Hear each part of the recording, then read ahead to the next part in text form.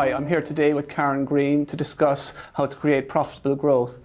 Karen's background is Tesco and Boots in retail, and since then she's held senior commercial roles within the food and drink manufacturing sector.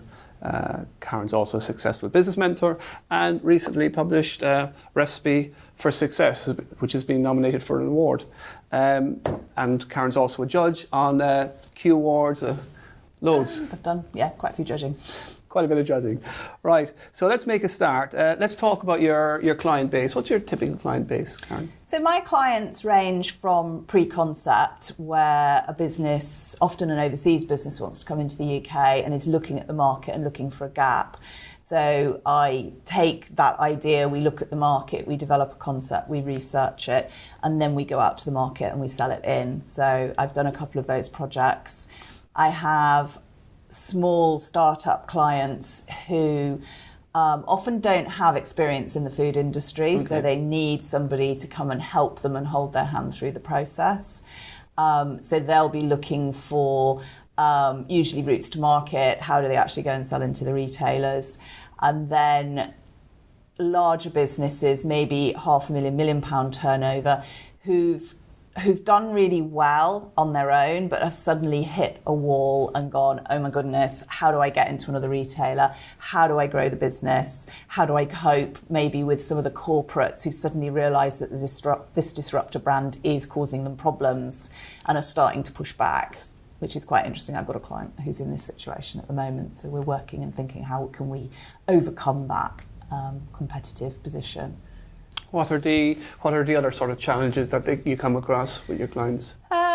Clients struggle to know which buyer to go after. So I was working with a water brand last year, and they have front of store food to go water. They have litre bottles that could go back of store, and they even have a beautiful bottle that's suitable for babies. So we needed to make the decision as to which buyer to go for first. Because if you get the wrong buyer, and they say no, then the door is closed when actually there are other opportunities.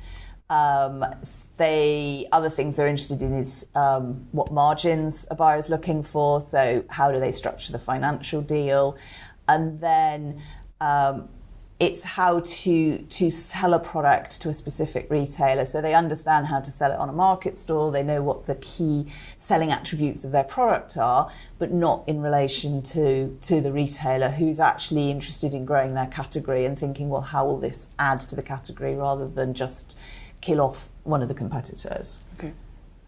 Should we talk about one of the success stories then?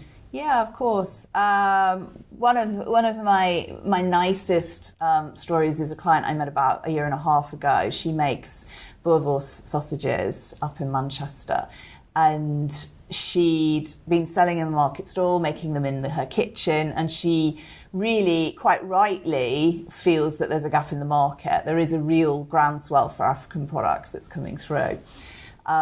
So she had an idea of what she wanted to do, but we actually sat down and we developed the brand. She had the brand name, but we developed the brand values, the packaging. I introduced her to a designer.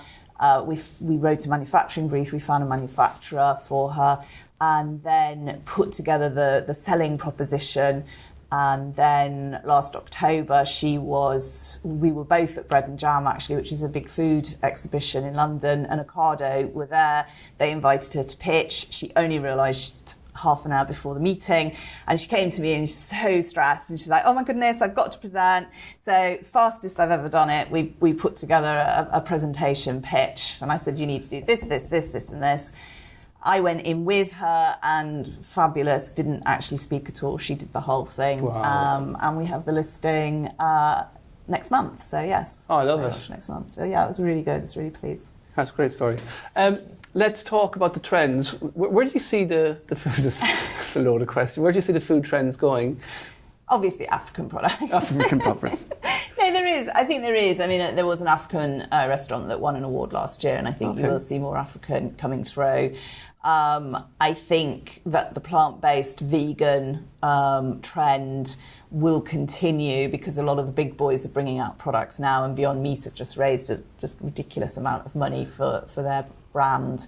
But I think there will be some pushback against that because in terms of rate of sale, although these products are receiving lots of coverage, they're not selling as well as the standard ones. Because at the end of the day, I mean, I come from the food to go in market. The vegetarian sandwich never sells as much as the chicken and bacon, and I think it's going to be interesting to see if the plant-based products can actually wash their face in terms of volumes.